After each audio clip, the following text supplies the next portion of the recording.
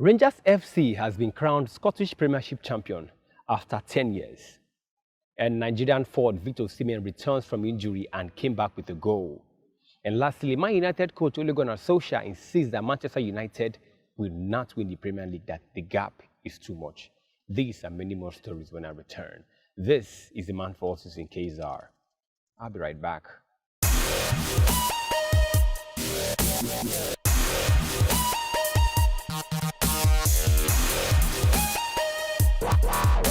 It was bigger than a match, bigger than a contest. It was more of a game of bragging rights, which was something Manchester United earned over the weekend when they won Man City by 2-0.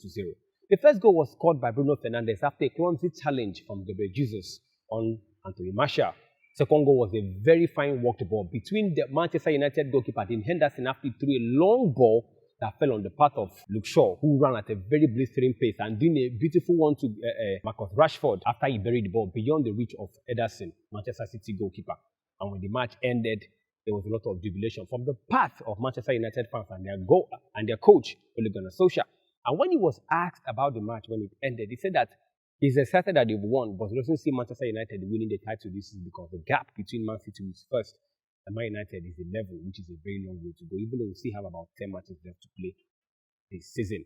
After suffering a concussion sometime in February last month, Nigerian forward and attacker Victor Osimhen returned, and he returned with a goal for Napoli, even though he came from the bench.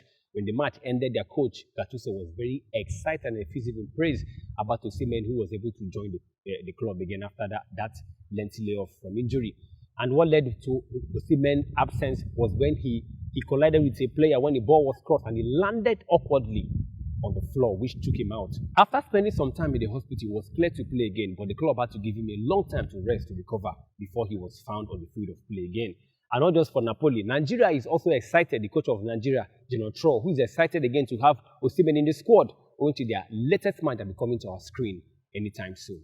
So for Nigeria and Napoli, it's a win-win situation that Victor Osimhen is back and kicking the ball again. Steven Gerrard got his first managerial honor when he won his first trophy with Scotland over the weekend after winning St. Mirren by 3-0. When that match ended, Gerrard was a man unknown because his energy, his emotion was all over the place. He was excited. You could see that excitement amongst him and other coaching crew when they were all over the field, shouting and jubilating.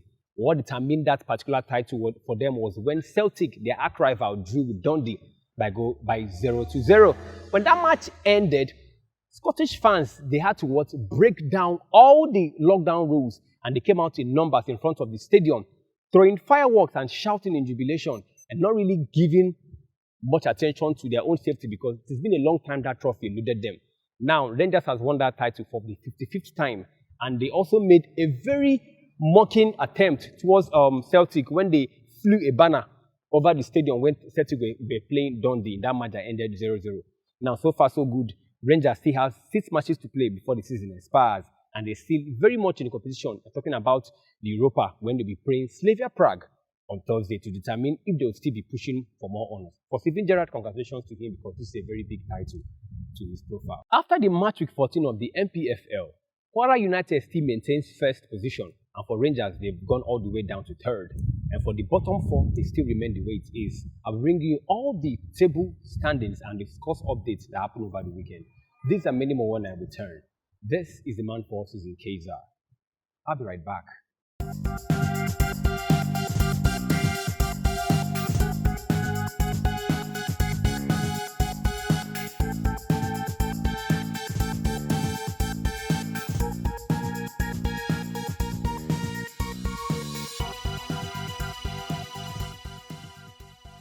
It is excitement that will be welcoming the next stage of the Champions League and Europa League, which will be determining teams that will be going and teams that will be qualifying.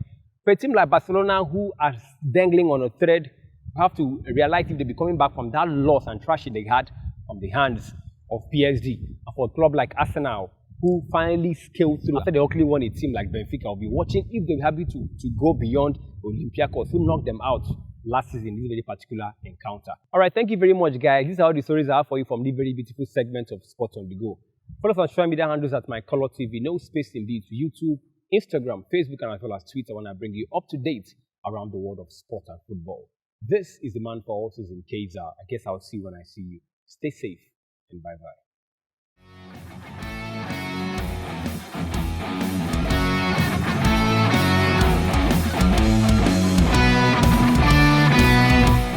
MyColorTV, life in living color.